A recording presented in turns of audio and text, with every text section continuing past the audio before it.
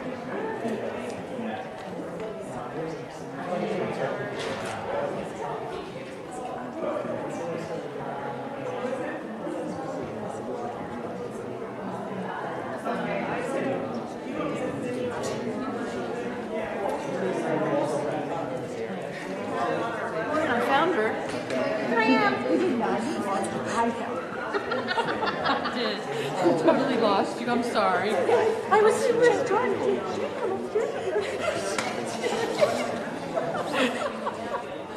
How good my memory is. As somebody else said the other day.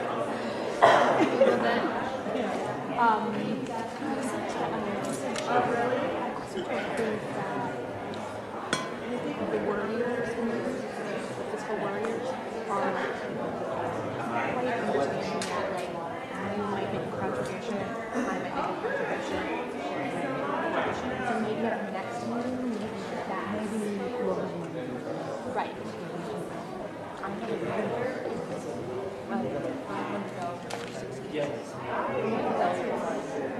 I don't know, it's no sense.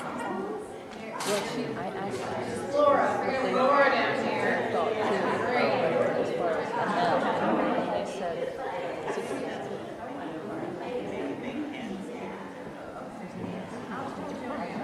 Or we're all going to house. It won't be wasted. Set for beer and wine for.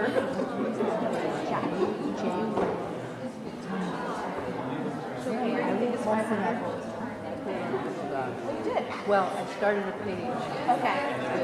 with beer, something like that.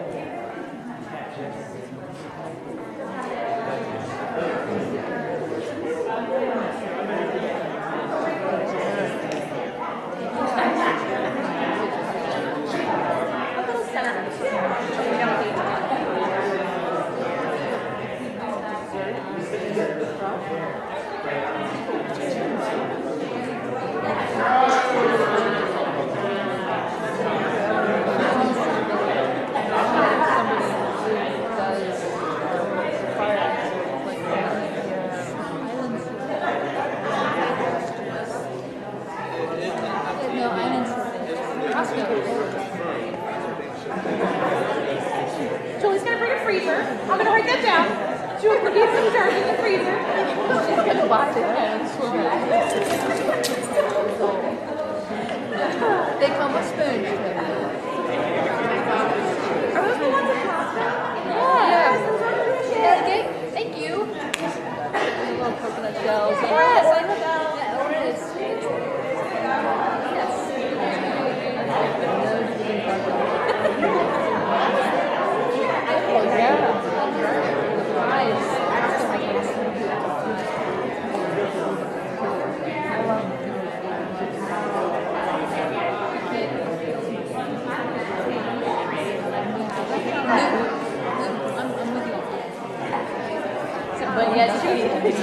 She's gonna eat the gluten and be concerned about you not eating. She'll eat all your food. Except for when it comes to apple pie.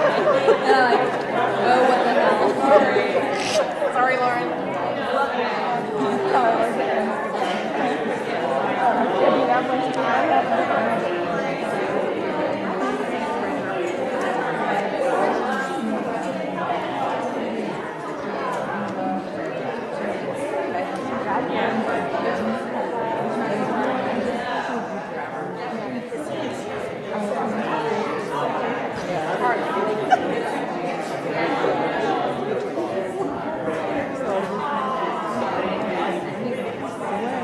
Hi, everyone.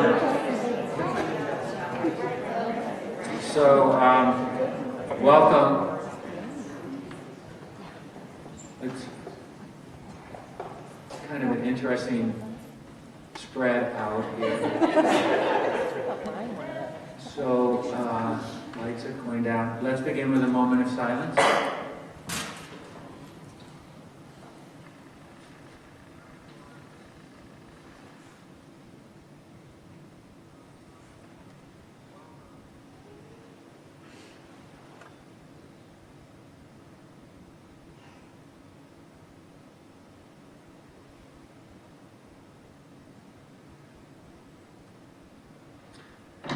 So the last time we had a head of school forum, I think it was this fall, and the Nationals had a big game that evening.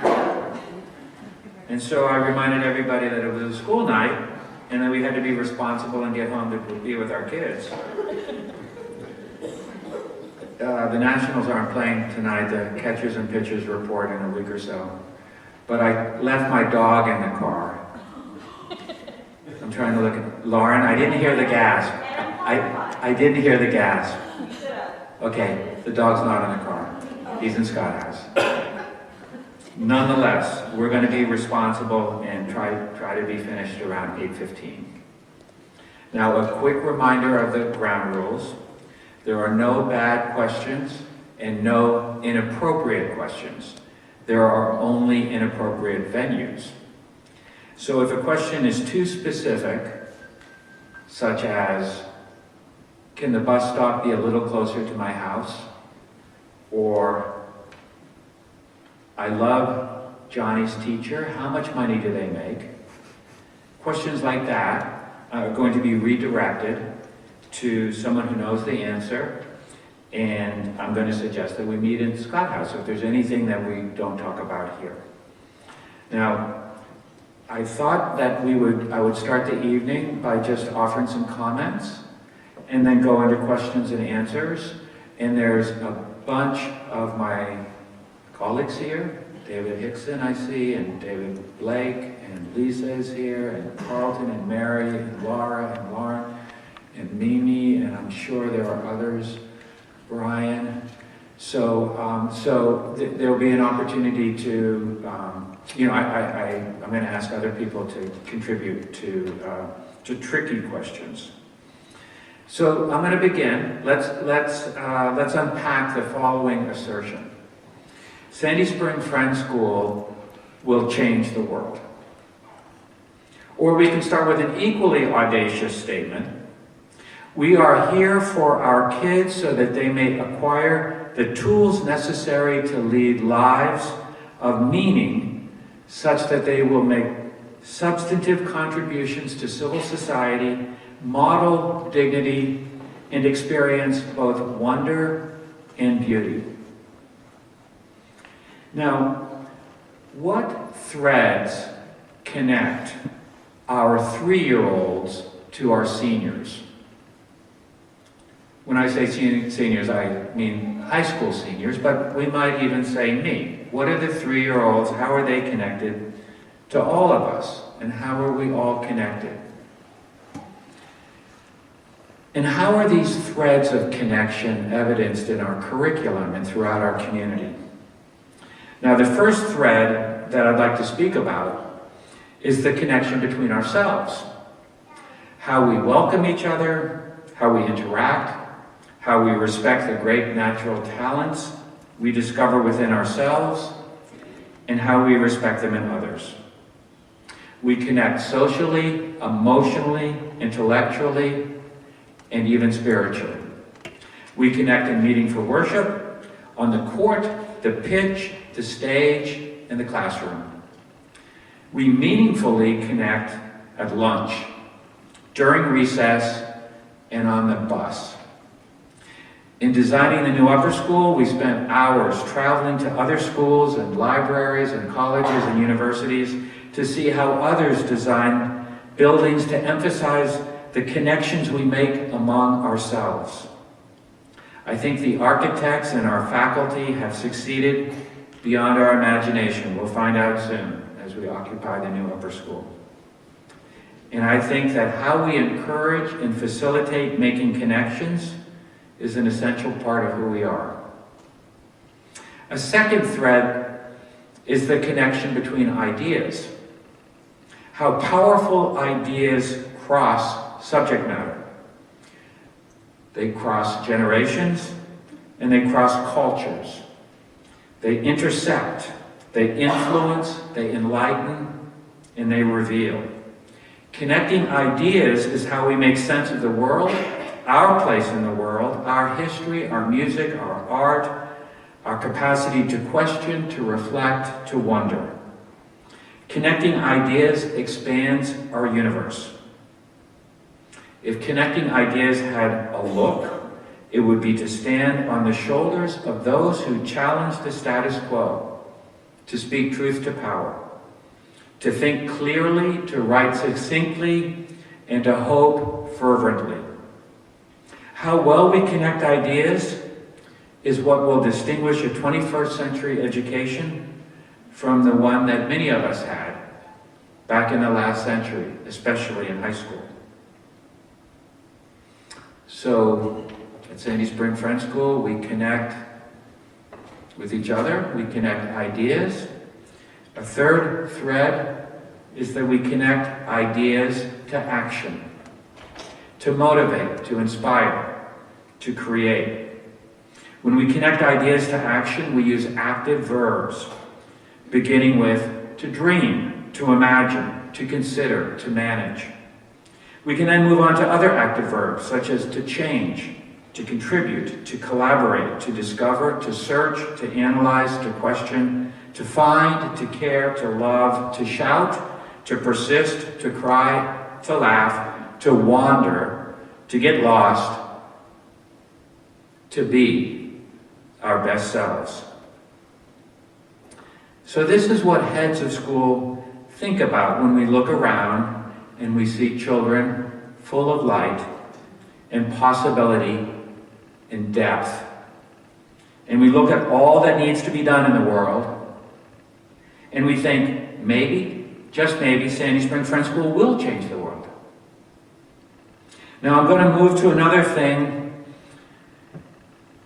that your head of school thinks about. Will the building be finished on time and on budget? Will the campaign to raise the money to pay for the building move relentlessly forward until we run through the tape and finish the job? Will our tuition be affordable? Will we have more applications this year than last year? Will we deserve to have more applications this year than last year? Will we contribute to a school culture that finds the optimal balance between accountability and compassion, between transparency and confidentiality, between trust and verification, between individual expression and community care? Openness. Now remember, our sign out front says says that all are welcome in about 10 languages. I've driven past that sign for 10 years. I think it's a welcome sign, right? With many languages. And safety. So we're balancing openness and safety. No smoking, the sign says. Keep your dogs on a leash.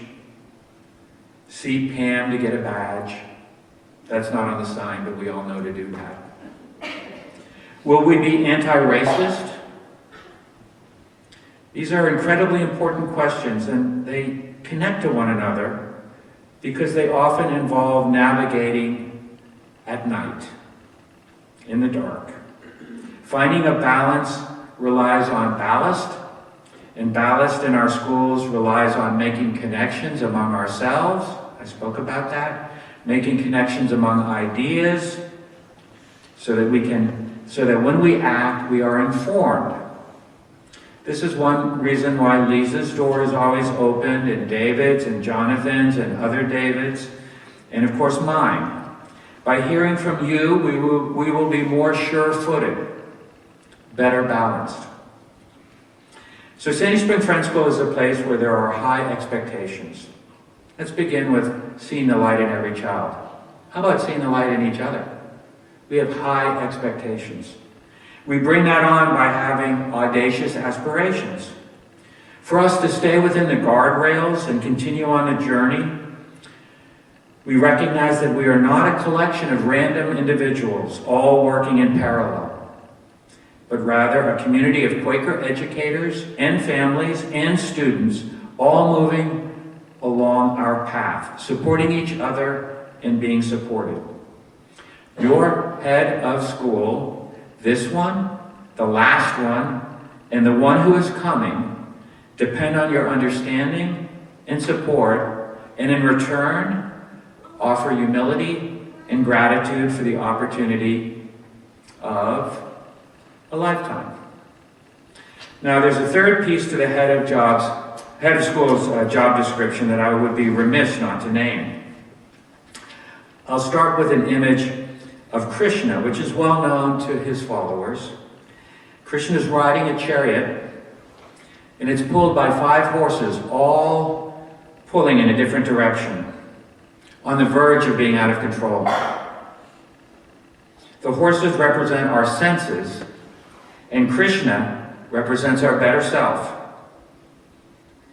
And he's trying to settle them down, to center himself, to find peace within. Sometimes I feel like Krishna on a chariot being pulled by our lower school, middle school, upper school, our families, and our board of trustees. It's exhilarating. This part really didn't have anything to do with the rest of it. I've just always wanted to tell that story. Now, I described a school that can change the world, and then a school culture that requires, even demands, nurturing, wellness, commitment, and challenge. What about the real stuff that we look at, that we work on every day?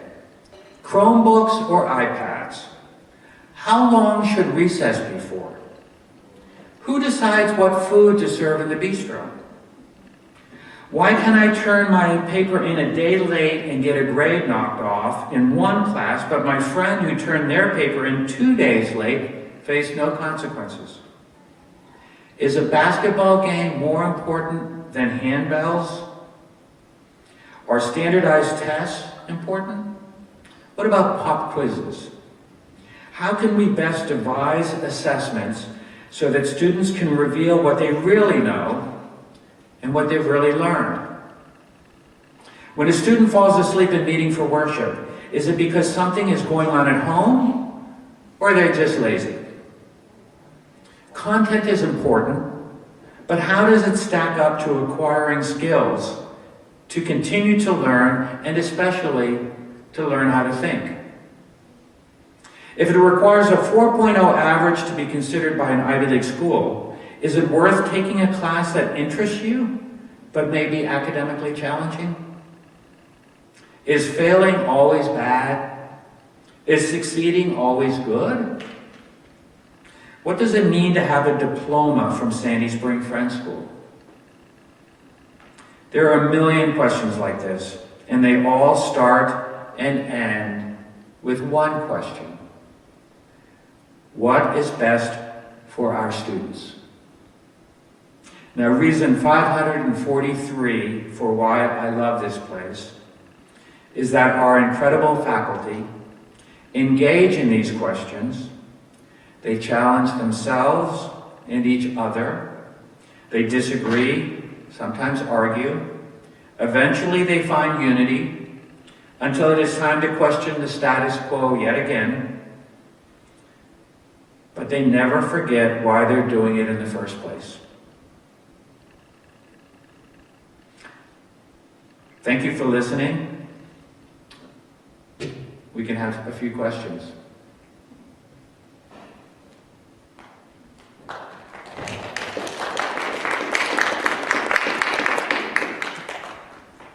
When the middle school diversity conference occurred, we had a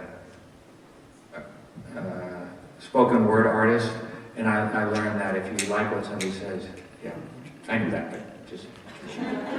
So we have two. I'm going to start with two questions that were actually mailed in, just to get the audience warmed up. For questions, Mary's turned on their microphones. Okay. So the first one, David, are you okay with this? Will the new high school have lockers or some place for the kids to put their books and coats, since they will be in the same building all day? They won't need their coats and their backpacks. Oh, wait. They won't need their coats and their backs will finally get a break. Okay. I've asked David to take this one, but can I begin, David? Yeah. Sorry, because it just occurs to me that there's a little bit of a fallacy in the question, in that we do have this new upper school. You might have seen it. It's getting built. We're still going to have this building, the PAC, where we come, and the library, and the art barn, and we'll eat in the cafeteria,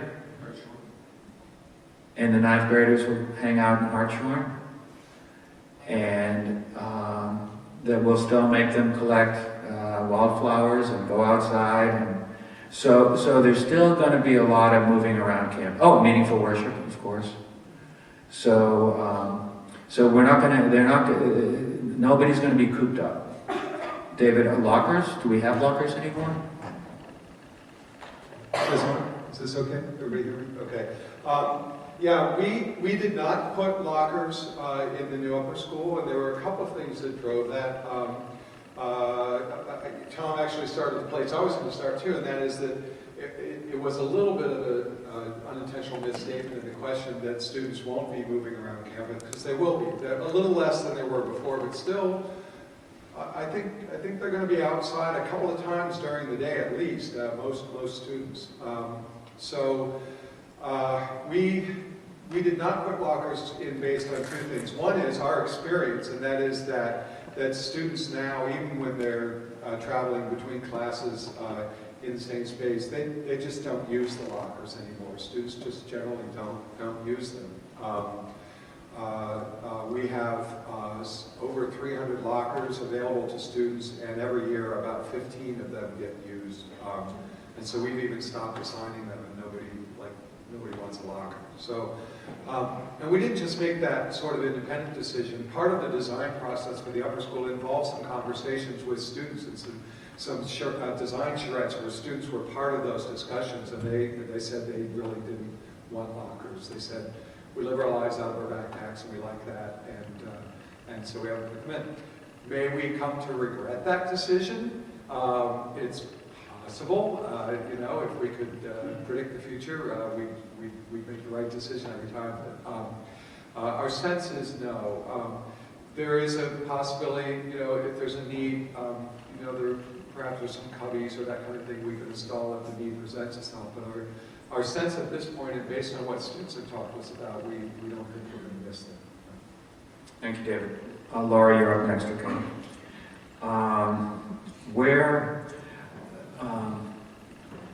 This isn't the question, but I want to set the stage for the question. We are working toward having an accessible campus. It's not easy when you begin with 1960 vintage buildings.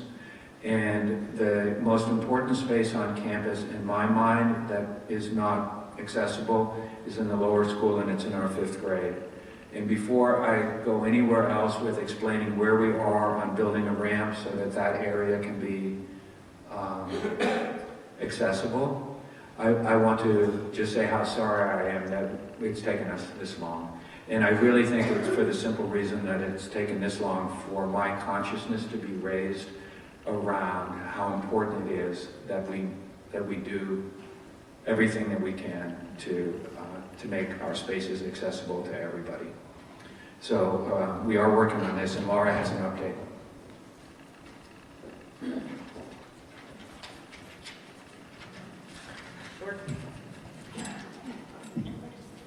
All right. I sent a note out earlier, I guess yesterday, but the question was raised. We started this process in September. I had higher hopes for the county than I guess I should have. But the project actually has grown. We thought we could just put a ramp on and it would be a fairly simple task. It's actually grown into the ramp, a totally new front entrance for that upper level. So that whole kind of doorway, et cetera, is going to get cut out. There's new doors, new side lights, new porch. And actually, 2 weeks ago, they said, oh, by the way, you have to add lights, which they did not tell us on the first pass, actually the second pass. So what I will say is we are under the bid process right now. It looks to be a 2 to 3 week project.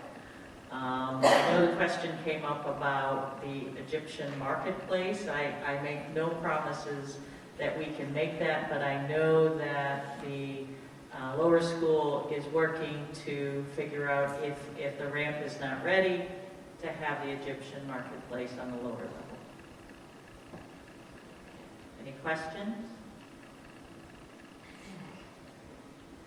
And I just might add that, I mean, it almost goes without saying that the new upper school will be fully accessible with lots of landscaping and interior elevator. And Well, actually, one additional thing on the new upper school plan, there's actually a pathway that's being added that comes from the upper school to the front of the path that will be fully ADA compliant. So it will meet the grade, so you'll be able to come from the upper school. Right now, if you're coming to the Performing Arts Center, you have to actually come through the parking lot and come through here, and there's an elevator. But if you wanted to go to the lobby, you'll be able to go directly from the new upper school.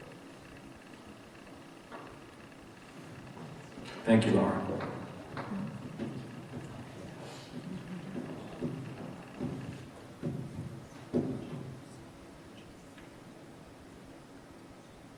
Seriously?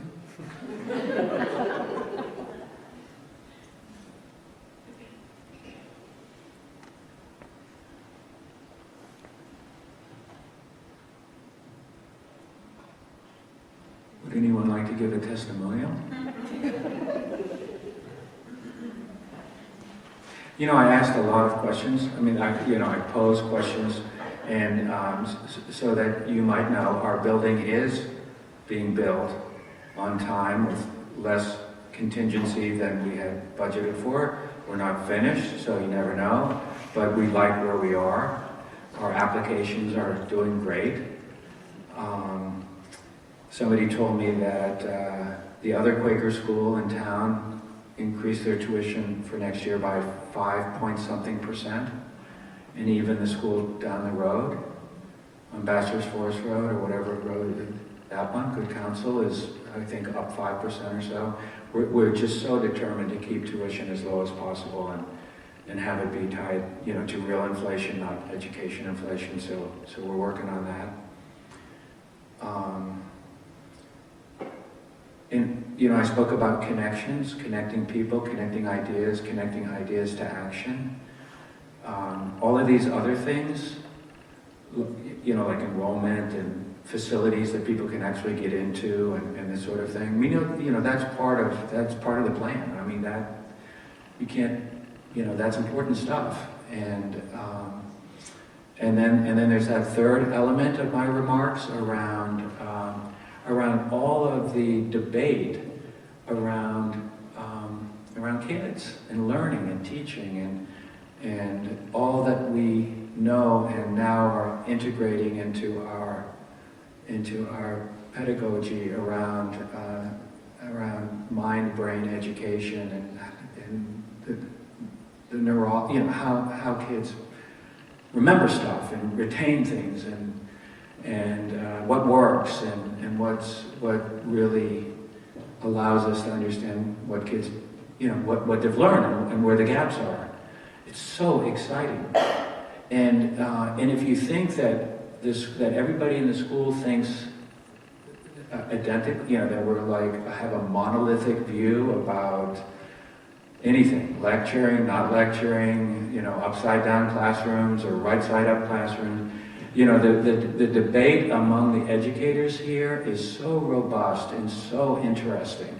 And sometimes, I was going to say, actually the word that came to my mind was violent, but that's not the right word. It's just passionate around kids, and the way that teachers love what they're doing so much, work so hard, are paid modestly, and deserve our respect.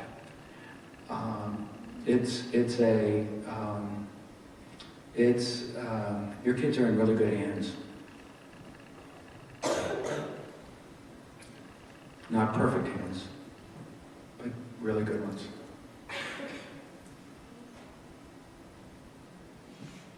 Is there a hand? Yes. Hi. This question was actually suggested to me by my wife. This question was actually suggested to me by my wife. I hope I understood what she said correctly. You're not supposed to give it away like that. She mentioned that in the fall, I think it was at the last head of school forum like this, a mention was made of a future plan to install cameras for security purposes throughout the school, which we personally have no problem with. We totally support the idea of doing that. We're just curious, what is the time frame? What is the timeline for going ahead with that? When will it be started or completed or so on? How is that working? And if I understood right, you said there won't be any. There won't be a security office where anyone is actually watching what's on the cameras, that it'll mostly be for record keeping and going back and looking at things later if necessary. Is that correct? Yeah. Yeah. So, Laura, do you want to? I'm going to begin that one by saying that the school and the Board of Trustees and our safety and security committee here at the school is looking at everything: lights, camera, and action. Lighting the campus at night, access, communication, notifications, and including cameras. I know there must be a dozen other sort of technology things that are part of this, but Laura, can you just bring us up to date on where we are with that? Sure. We are talking, we've narrowed down to 2 different companies, and we're just looking at systems right now. It's rather interesting being in the DMV. When we started this process, a lot of people, the first thing they told us is, "Oh, we work with the DOD," and we're like, "Whoa, wait a minute, we're not Fort Knox." But there's some really, what I'll say, advancing technology. So what we're looking at is access control for all the buildings. Kind of the one button, if you wanted to lock the building, all the doors would be locked automatically. We are looking at a camera system where cameras will be placed strategically around the campus for just recording of activity. We do not have staff that kind of looks at it on a minute-by-minute basis. We have just hired a lighting consultant. Actually, I just met with her last week. She loved our campus. She said, like, there's nothing like this around here, but she understood our challenges and was very quick to kind of point out some of the areas that we need to do a better job on. And so we're working with her to kind of develop that. She's actually looking at what we have for the new upper school to make sure we're putting sufficient lighting there. Implementation is, somewhere in, what I'll say is the second to third quarter of this year. Obviously, the new high school, the new upper school building is going to have this system, so that'll be the first building to get it. And then the other buildings will fall on as we update them. We have buildings that were built from the 1960s all the way to our current building, and so it's funny how the doors change and the hardware changes, and so all of that is being reviewed and determined what we need to put these systems in. Does that answer your question?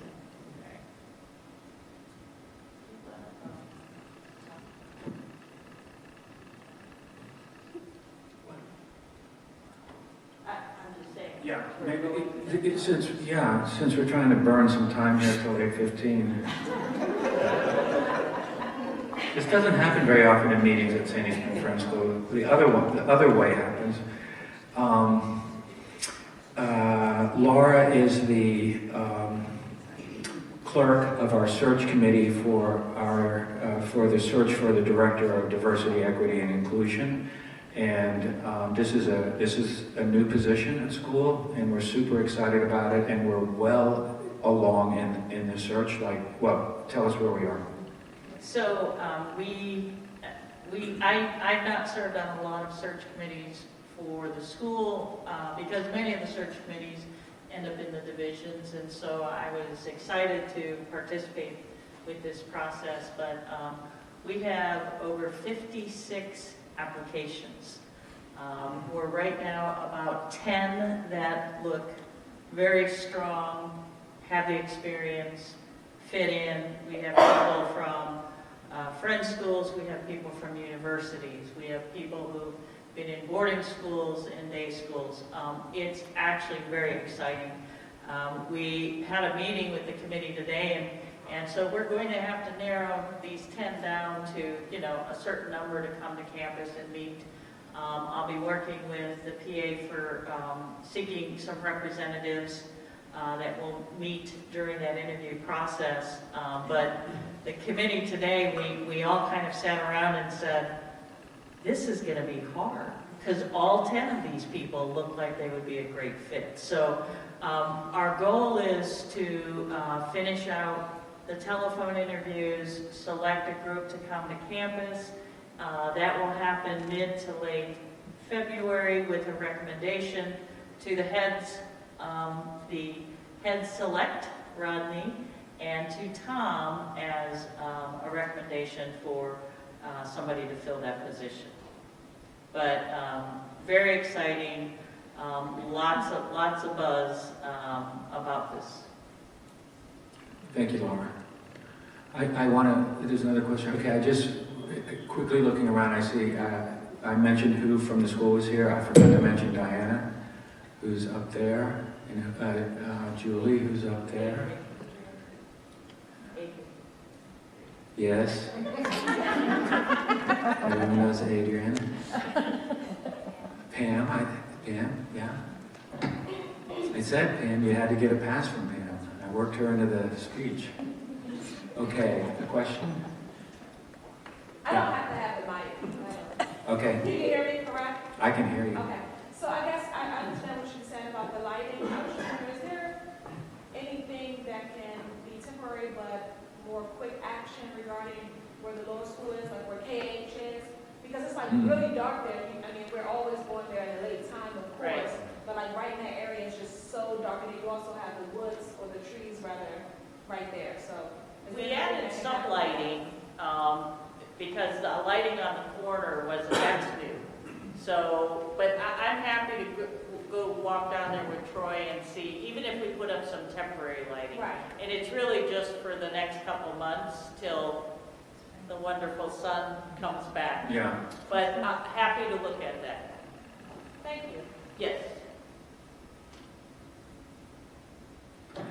I might just add, I'm going to go back to the recruiting. When I started, before I started, after I signed a contract, but before the contract began, there were a couple of key hires, the CFO and the director of the middle school, head of the middle school. And the way that Ken Smith, the way that my predecessor kind of included me and made certain that I was completely comfortable by being a full participant and really being involved. And I was so gratified by the way that he kind of managed that part of the transition. And so if you were wondering, that's exactly the way I want to work with Rodney.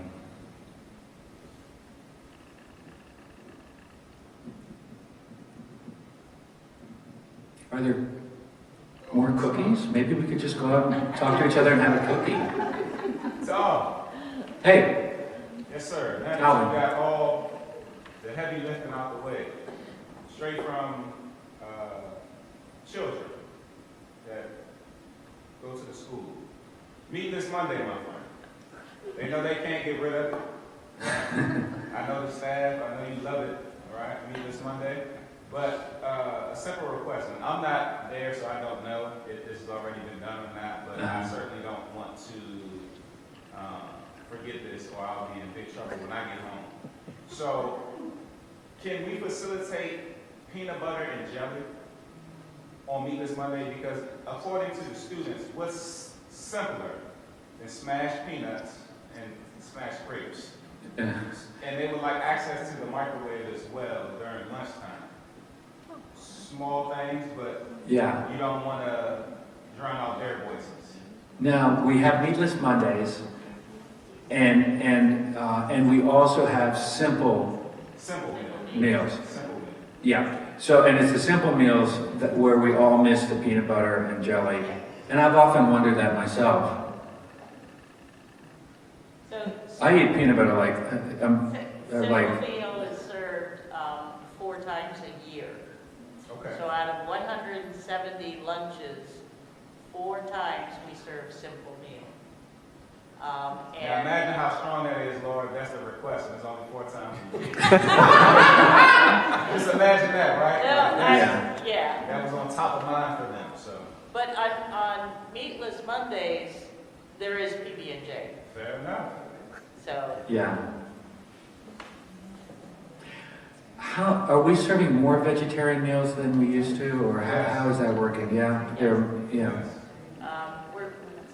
the feedback that I've had is very positive. We've tried to come up with more different entrees. I actually, for some of you who are vegetarians, there was the Moosewood cookbook. It was out of New England somewhere. Anyway, somebody, I don't know why. Ithaca, New York. Huh? Ithaca, New York. Yeah, okay, so although I'm not vegetarian, somebody gave that to me years ago, so I passed that on to the chefs, and they are now pulling, so I do get feedback, and I do get positive feedback sometimes, and I'm getting some good feedback on the vegetarian option. I'm glad we talked about food, because actually that was one of my concerns. So, we're not vegetarian, but my son doesn't eat beef or pork. And I guess sometimes he's often hungry, and I'm like, why are you hungry? And I think I spoke to one of your workers one time, and she mentioned that he always eats bread. I'm like, bread? Just bread? She's like, yeah, he'll just eat just bread. And I guess he's one of those weird kids. No, not weird, because he's special. So, like, he doesn't eat ketchup, sauces, like he doesn't do any of that. So sometimes I do look at the menu and I notice that there's some great things that sound tasty, but for someone who's 4, let me say that my son is 4. So for a little kid, he just wants just regular chicken, nothing on it, just anything of that nature. So I guess I was wondering, what about those options for the little ones that just are extra picky? Because I don't mind the Meatless Monday, because he can eat a cheese quesadilla, but I just want to have something that's going to stick to his bones a little bit. So, it's interesting. I'm probably around more with the younger folk during lunch than I am with the high school. And it's interesting to watch them go through the line. And what I'll say is the line servers have gotten very good at talking to the students and saying, would you like to try this? Can you try a little bit? And, you know, so they try to have, but they also try to have something for everybody. I know not every day do we have kind of sauce-less items, but, you know, there's always cheese on the deli bar. There's always vegetables on the salad bar. You know, it's something I think maybe that you have a conversation. You said 4-year-old? Yeah, because he mentioned recently like hot dogs, but most hot dogs have collagen casing. So, and he's telling me he's eating a hot dog, and I'm like, I didn't know that at first, but I never really ate hot dogs. So I'm like, he doesn't know, but that's pork, you know, or it's going to be beef. Yeah. So I really prefer him not to eat a hot dog, but he's been eating hot dogs. He'll be bummed when he finds out. Well, I was like, are you sure you ate a hot dog? Because I just want to make sure. Yeah. He's like, yeah, it's a regular hot dog. So, and then I don't know if it's a turkey hot dog or a chicken hot dog anyway, because I would believe most places they always have beef and pork hot dogs. Right. We do beef. And see, so he's been eating beef, and I don't think he should be eating, you know? So, Yeah. and I was going to have a talk with the teacher. I'm just, since he was bringing up food, I was just talking about it. Because we kind of rely on pre-K, pre-K 3, pre-K 4, and kindergarten. We rely on the faculty to kind of manage that group. So I would ask that you at least speak with the teachers, and Pam can facilitate that. Thank you, Pam. Thank you. You're welcome. Hi, I just have 2 questions. The first one, I don't want to harp on the food, but if there could be student input, I have 3 kids, and they are not picky eaters at all, but I've been hearing more and more. I'm very hungry after school because it's a long day. We're the first bus stop, we're the last stop, and this is our 9th year, so we've seen a lot of transition with the food, and it's not always, I'm not going to eat that. Usually there's something I can find. I found that more times this year, I've heard there was something that I would like to eat. So if there could be representation, I don't know if Spark or whoever, there's some kind of, you know, group where we can... There was a survey for the upper school. Okay, but, so I have 4th, 5th, and Middle school? 9th. Okay. So, and it ranges. It's not every day that they complain, but I think that maybe a middle school representation and even lower school, maybe some of the older lower schools. I think David would be happy to facilitate that. Yes. Okay, my next question is about sports, about the upper school track team, and what is the status on finding a track coach?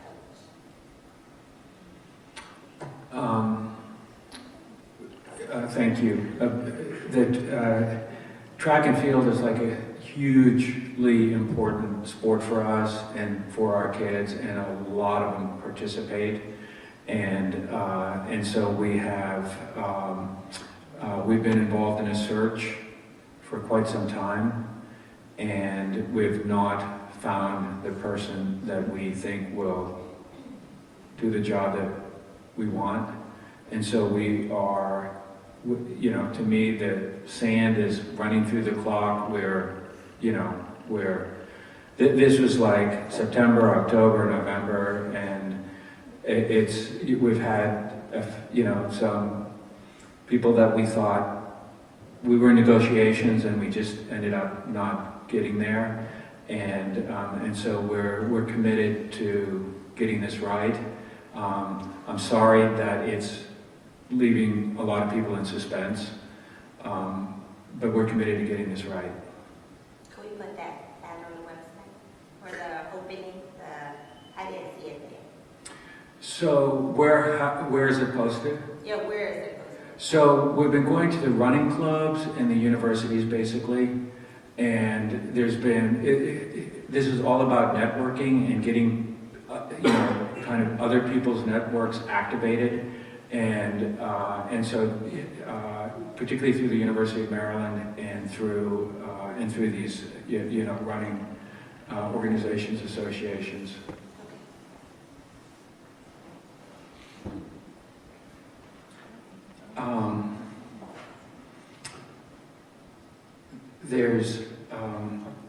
It turns out there's a big advocacy group for the track team that I'm learning about this year. It's a lot of people. It's a lot of people, and so that you know that I am listening, I do feel my feet singed as they're being put on the fire, right? Okay, like we're gonna get this done.